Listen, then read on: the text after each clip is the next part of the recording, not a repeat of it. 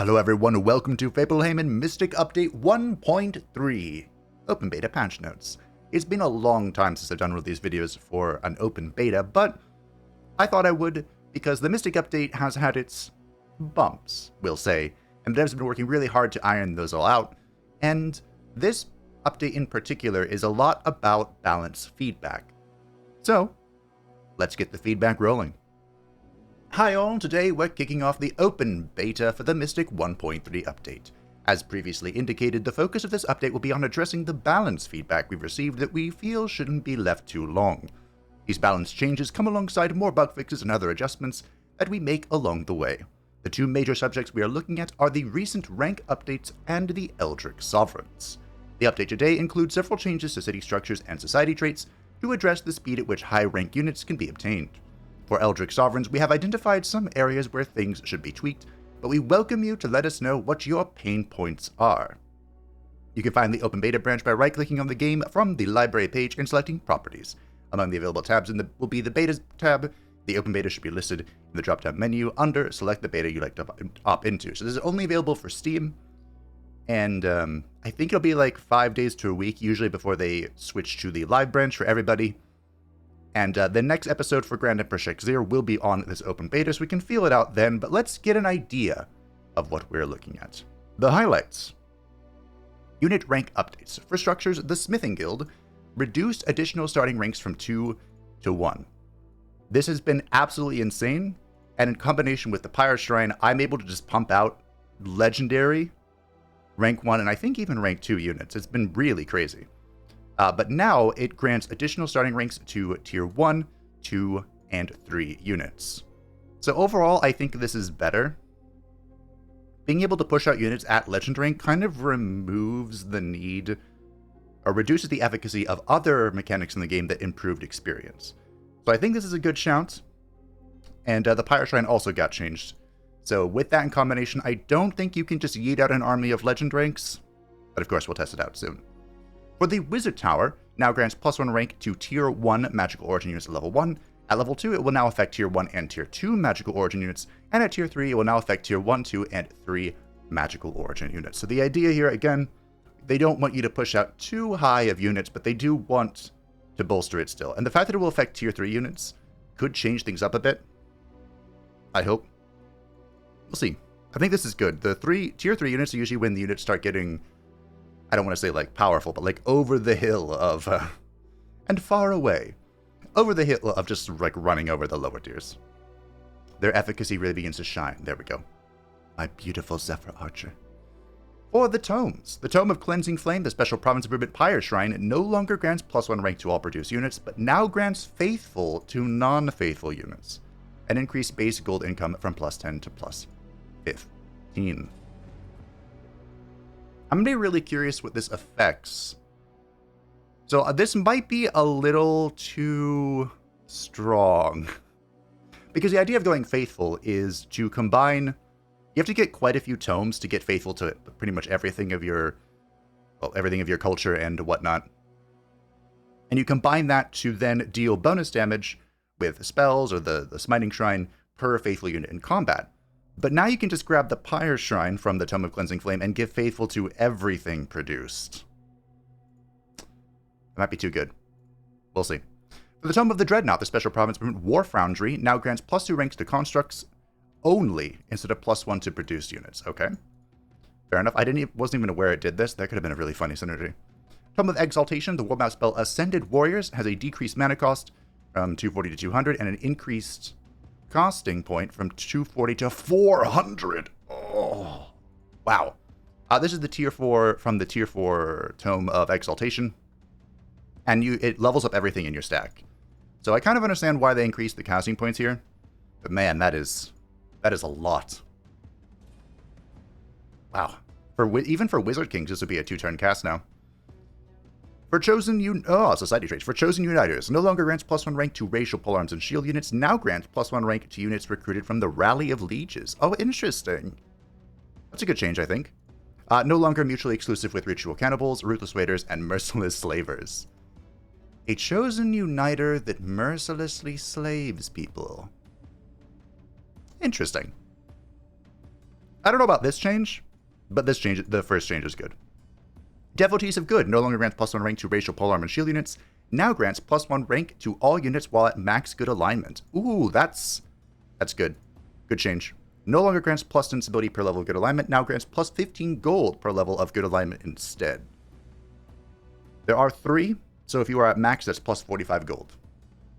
I think I prefer the stability, but that is kind of insane to have 30 stability just globally. That's a pretty hefty nerf. I like the first change. Again, just like with Chosen Contenders. Relentless Crusader is no longer mutually exclusive with Ritual Cannibals, Ruthless Raiders, and Merciless Slavers. So they're removing a lot of mutual exclusivity. Okay. Ritual Cannibals is no longer mutually exclusive with the previous ones, and same with Ruthless Raiders. Chosen Destroyers is now mutually exclusive with Keepers of Knowledge. I don't particularly like this change. Well, so in a way, right, this makes sense mechanically with how the Chosen Destroyers functions, because Keepers of Knowledge wants to befriend everybody, but Chosen Destroyers wants to destroy everybody. But I like the idea of having, like, a Keeper of Knowledge that destroys other people to keep all knowledge. Like, roleplay-wise, it's cool to combine these two, but gameplay-wise, it doesn't really make a whole lot of sense. Merciless Slaver is no longer mutually exclusive. Fabled Hunters no longer grants +1 rank to racial, ranged, and skirmish units. Units gain +5 strategic map regen at all times. Okay, so they're really cutting down on the +1 ranks to stuff. We're making good use of this +1 rank stuff in our current playthrough, but no more. I do like the +5 strategic map regen. Would this work? No, this wouldn't work in the Umbral Abyss. Okay. Perfectionist Artisans no longer reduces city count by 1. Round of applause. A beautiful buff. This is probably my least used societal trait. I think I used it once and I hated it. Good. We're going to work this into a build somehow. Runesmiths no longer grants +1 rank to racial polearms and shield units. Increased research cost discount for unit enchantments from 30% to 40%. Okay. I feel like this could have been a little bit higher, this research cost reduction, like 30% to 50% maybe. That's okay. I very, very rarely pick a societal trait just because of its +1 rank stuff. Like, never. I even forgot it did that in my current playthrough with Fabled Hunters. Keepers of Knowledge is now mutually exclusive with Chosen Destroyers and Scions of Evil. Ooh. Chosen Destroyers I understand, mechanically. Scions of Evil? I don't know, I don't like that change. Powerful Evokers no longer grants +1 rank to racial, battle mage, and support units. Damage combat spells deal +10% more damage. Okay. This is a good change. Scions of Evil no longer grants +1 rank to racial, shunk, and shield units, now mutually exclusive with Keepers of Knowledge. Added alignment icon in the description to make it clear what kind of alignment the rank effect needs. Big nerfs to Scion of Evil, I think. I mean, the alignment icon, just, clarity. Okay. Scions of Evil is one of the strongest society traits in the game, though, so, does it really matter? No. Mystic Attunement. Quick casting can no longer be done multiple times on the same spell. Shucks. I don't even know what this means. I haven't played Attunement. It's the one I haven't played. For combat, link effects like Enchain Mind and Limited Seal now have a priority equal to the unit using it. Since a unit can only have one link active at a time, a higher priority means the higher tier units can remove link effects from lower tier units, but not the other way around. So the Progenitor Golem tier 5, using its Limited Seal on a unit means that the Umbral Mistress tier 4 cannot use its Enchained Mind on that unit. Okay, this is a very niche thing, but okay. It's probably some sort of error this caused, so good thing. Alignment waning has been changed, so will only wane upwards towards your starting alignment when below that amount, instead of always waning upwards towards 10 alignment. Huh. That's a good change. I think I very seldomly felt this, but it's a good change. In the Item Forge, added name variations for each Eldritch Relic, damage channel infusion to the Item Forge. So a relic with fire damage now has the Fire Spike ability instead of the generic Mind Spike ability. Cool. Removed Eldritch Relics from being included in the pools for generated rewards. Aww. I mean, to be fair, it doesn't make doesn't make sense to get these if you're not playing an Eldritch Sovereign. But does that mean you cannot get relics from just random drops now? And why is this listed in the item forge? Yeah, whatever. For the Pantheon enabled settings and advanced setups have now been split up into 3 different settings. Enable Ascension traits, enable Ascended Transformation and skills, enable recruiting Pantheon rulers as heroes, which is disabled in multiplayer. Regardless of these settings, you can always ascend your ruler at the end of the game. You can now always ascend your ruler at the end of the game. So this is more of a multiplayer change, I think. But I wonder if allowing recruitment of Pantheon rulers as heroes will now force them to be recruited, like force the event. Because we've done a few playthroughs where they don't show up, even though there are ones recruitable, and I think Jexir is going to be one of those playthroughs. Although it is possible, because right now only Blint the Unmaker is available, because I wanted to try and force him to be chosen, because I thought it'd be cool to have a second Eldritch Sovereign. But it's possible Eldritch Sovereigns simply cannot be heroes. For the story realm, Arkalot added a custom tooltip to explain the relation changes between Serena and the Covenant, added additional clarification that entering the Dreambird Oak does not require the army to stand on the province center. Okay. In the Umbral Abyss, the Fallen Bastion event in the Castle Ruins Ancient Wonder in the Umbral Abyss has an option to pay mana without explaining that it would remove the Rampant Umbral Taint combat enchantment. This has now been added to the button's tooltip. Umbral Dwellings now more frequently asked to declare war on other rulers during demand events. Before, this was a very low chance of happening if there were free cities available. Now it's about a 50-50 if both a valid free city and ruler can be found. I have never had an Umbral Dwelling ask me to declare war on other rulers. I didn't even know it was possible. Okay, cool. This is thematic, I like it. The Umbral Thrall's race now has 1 less society trait randomized each playthrough, as their innate Umbral Thrall society trait takes 1 of their spots. Before this change, they had 3 society traits, which normally isn't allowed. I didn't even notice that. The world map spell Pall of Gloom can no longer terraform uninhabitable provinces into gloom terrain. Again, I didn't know it could do this. Combat spell Umbral Exile. Any independent units exiled to the Umbral Abyss will now die instead of being moved to the Umbral Abyss. I've used the spell like once, I think. Unit Abductor no longer able to induct invulnerable units. Shucks. That's fine. That makes sense. In the world map, duration pins for all outpost operations are now enabled and visible for everyone, so anyone can notice that an upgrade is being built and how long it will take to complete without having to select the outpost. Good change. Fix time.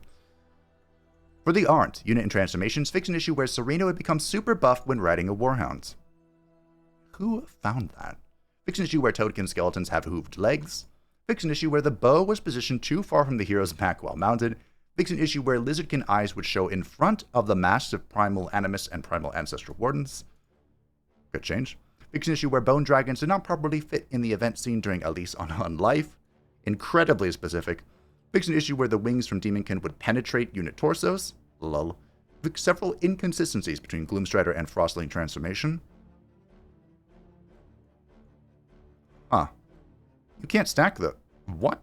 Fix an issue where the Reveler's Heart minor transformation did not replace the legs while using the Archmage attire. Good. Fix an issue where the brand PFX would appear inside the unit model during combat. Fix an issue where the enchantment PFX on the Animus staff would be offset. Fix an issue where unit models would stretch incorrectly when using the pull ability at 4x animation speed. Yup. Fix an issue where the rider would also perform an attack animation when using the Spider Mount web ability. Combat, fix a crash that would occur when using boon stealing on repeating attacks. Good. Everything that says fix a crash is a good change. It doesn't matter how weird it is. Fix an issue where units would sometimes miss new turn events, resulting in various issues each as failed removal of timed units. I know some of those words.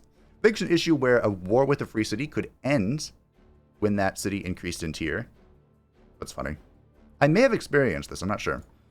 The presence of property icons on the Scourge icons now have the correct icon in the style of properties, rather than the combat enchantment icon. Fix an issue where major happening foreshadowing events would sometimes not appear. Oh. Great.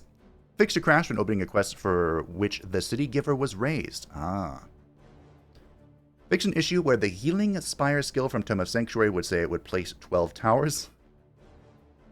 Lol. Fix an issue where Confessed and Condemned combat enchantments and event tooltips for Secret Temple Ancient Wonder events showed up wrongly as the Condemning Surge combat enchantment. There's a controller fix.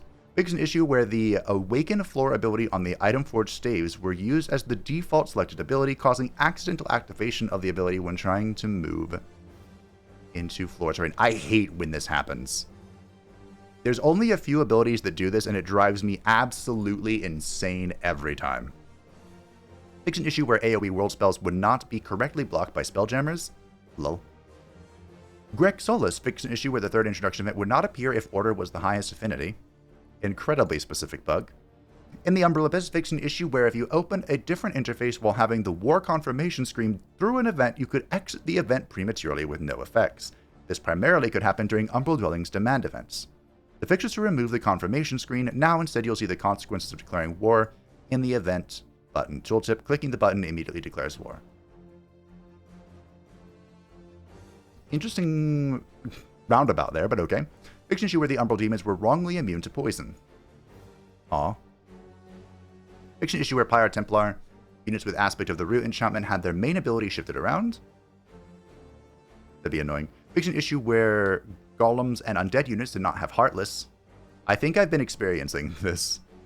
Bone Dragons and Reapers are now always considered magical origin. And fix an issue where uninhabitable mountain provinces and land maps sometimes contained forests in their center hex, which allowed free cities to annex them, which should not be possible. Are you sure? I'd love to annex the uninhabitable terrains. I thought this was going to involve some more changes for the Eldritch Sovereign. But there's none.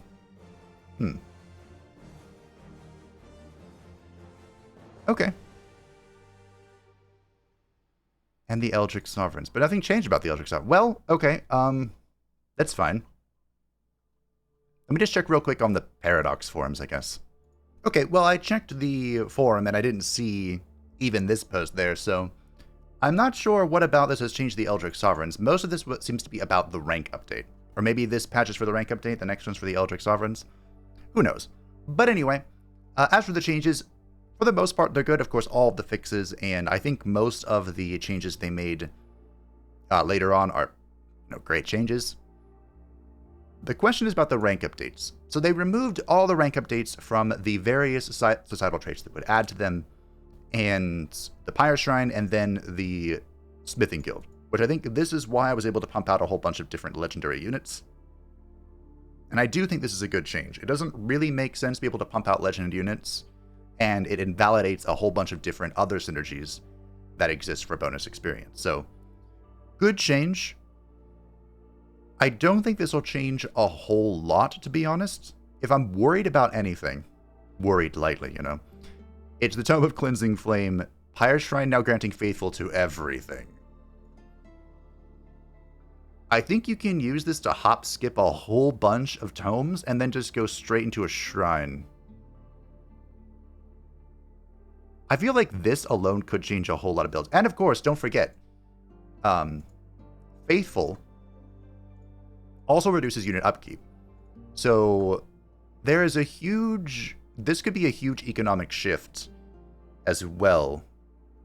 We're going to have to play with this. I'm going to have to pay close attention to the next episode, which will probably be, in a few days. But feel free to let me know what you thought of this extra short video going over the Mystic Update 1.3. As mentioned, the Mystic Update has been a little bumpy so far, but the devs have been hard at work quashing as many of them as they can. I also don't think about some of these changes with restrictions, but that's okay. That's alright. You can let me know what you think. Thanks for watching. I hope you enjoyed. It's been a while since I've done one of these. Thank you to the patrons and the channel members who support the channel. I greatly appreciate you. And if you would like to stay up and have a channel, feel free to join the Discord description down below. Shexia will continue her journey in the open beta very soon. Bye.